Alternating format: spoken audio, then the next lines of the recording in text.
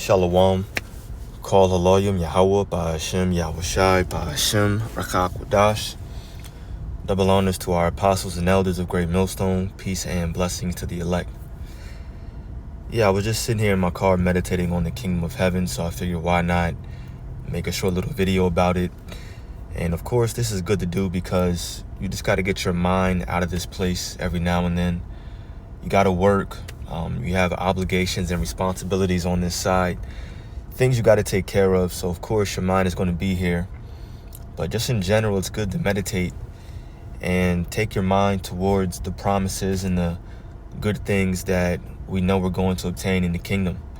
And so I just want to read through Ezekiel and get 2 verses here and get a few verses in Isaiah as well, just talking about the kingdom of heaven that will be established here on earth, and how great it's going to be for us, the Israelites, true Israelites. So Ezekiel 36 verses 10 and 11, it says, "And I will multiply men upon you, all the house of Israel, even all of it, and the city shall be inhabited, and the waste shall be builded. And I will multiply upon you man and beast, and they shall increase and bring fruit. And I will settle you after your old estates, and will do better unto you than at your beginnings. And ye shall know that I am the Lord." We'll say Yahweh Ba'ashem Yahushai. And remember, the Lord is going to be inside of us. We're going to have the new covenant. It'll be established at this point, meaning the Lord's ways, his laws and commandments are going to be in our inward parts. There's not going to be any more need for faith. We're going to know that the Most High is, that he is officially, right? Lord's will we endure unto the end. We're going to be joint heirs with Yahushai in his kingdom. Remember, the promise that was made to us out of his own mouth was that if we endure these different trials and tribulations, temptations, I'll say, then we'll be able to eat and drink with him at his table in his kingdom. So all of this encompasses that, and we have to meditate on these things and take our minds out of this world. I would say every now and then, but you just got to do it often so that you keep that fire lit inside of you, so that you stay motivated and you never forget what's being promised to us as a nation.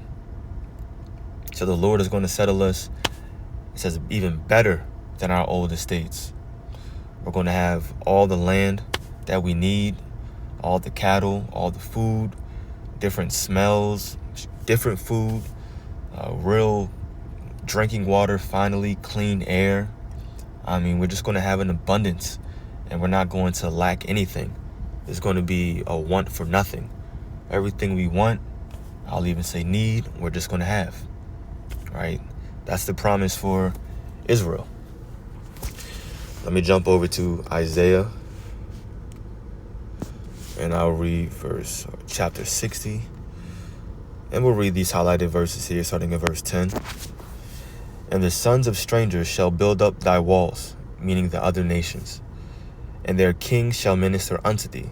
For in my wrath I smote thee, but in my favor have I had mercy on thee. Therefore thy gates shall be open continually. They shall not be shut day nor night, that men may bring unto thee the forces of the Gentiles," meaning I'll just say goodly things, the dainty things, the riches and resources of the Gentiles, "and that their kings may be brought." So the kingdom, our city, is going to be open. We're going to receive, once again, all the resources, the precious metals, the nice stones, and the different, I'll say, incenses or scents, things like that, from all the other nations. And we're going to be planted beautifully in the kingdom of heaven, in Israel. Verse 12, "For the nation and kingdom that will not serve thee shall perish. Yea, those nations shall be utterly wasted." And that's not happening right now. And of course, the whole world isn't learning from the people over there in the Holy Land. War is still happening, and no one's perishing right now because they're not serving the people over there. So of course, this prophecy right now has not been established. And the reason being is because the true holy people are not established in that land, which means the Lord isn't with them. So these things aren't taking place right now. But they will when these so-called black, so-called Hispanic, so-called Native Americans, the true Israelites, starting with the elect, get planted back in our land. It says, verse 13, the glory of Lebanon shall come unto thee, meaning the fir tree, the pine tree, and the box together, to beautify the place of my sanctuary, and I will make the place of my feet glorious. So again, the land is going to yield her fruit, crops, the beautiful trees, plants, things like that. It's going to look great, right? And of course, trees are good because they believe they give you oxygen, just allow you to breathe better, live better, make you more healthy. You get oxygen to your brain, you're thinking better, more clearly, your brain is functioning and operating at its optimal level. That's not happening on this side. And that's why I said, sometimes you just wake up and you step outside and you want to get some fresh air, clear your mind, and sometimes it's hard. So like I mentioned, you just got to meditate on the kingdom of heaven. Get your mind out of this place, because you'll drive yourself crazy just thinking about all the stressors and dissatisfaction that this place brings to you.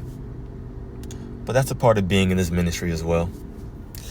Verse 14 says, the sons also of them that afflicted thee shall come bending unto thee. Meaning they're going to be servants. They're going to serve us and reverence us. That's also part of the kingdom of heaven, having servants. Yeah, you can use the word slaves. Same thing. It says, they shall come bending unto thee, and all they that despise thee shall bow themselves down at the soles of thy feet, and they shall call thee the city of the Lord, the Zion of the Holy One of Israel. And that's literal. That's going to be a physical situation that occurs. These other nations, they will come bowing down to us. They will reverence us. They're going to know that we are the holy people and the chosen people of Yahweh Ba'ashem Yahushai. How great and marvelous that's going to be. And that's going to be forever. It's not going to be a one-time thing. They come bending down to us, they reverence us, and then maybe 300-400 years later, it's just these are regular guys. No, it's going to be like this forever. Because remember, the new covenant is only for Israel, not these other nations. They're still going to be in these same bodies, sinning, going off, right? They're not going to be perfect. That's a blessing only for the nation of Israel. And that's what we're looking forward to. Should be looking forward to it. I'll end off with one last precept. Got to get going in a minute. 1 Corinthians 2. I think it's first. Yep. Let me highlight verse 9. It says, but as it is written, eye hath not seen, meaning E-Y-E. Eye hath not seen nor ear heard, neither have entered into the heart of man, meaning the mind, the things which the Most High hath prepared for them that love him. And that's exactly, of course, the reason why in the spirit I started making this video. And Lord's will, it's edifying, because that's what you have to do. So hopefully this is just a reminder to continue to dwell on the things that Yahweh Ba'ashem Yahushai is preparing for us right now. And I'll say specifically Yahushai, remember, he even said, I go to prepare a place for you. So we have a lot to think about. It really hasn't come to mind, is what verse 9 is saying. The things. So there's a lot to look forward to. Like I mentioned already, the different scents, right? The different smells, the different animals that we're going to see, the different plants, the different colors, the different foods, different fruits, things like that. You can do your best to imagine it and think about it, but it hasn't come to mind, and it's not going to until we get there and actually experience it, see it, feel it, taste it, smell it, all the senses, right? It's going to be just new beginnings, refreshed beginnings, I'll say, and even better, of course, better than our old estate. So Once again, Lord's will, this was edifying to the elect. Call Haloyim Yahweh by Hashem Yahushai by Hashem Rachakwadash. Double honors to our apostles and elders of Great Millstone. Peace and blessings to the elect. Shalom.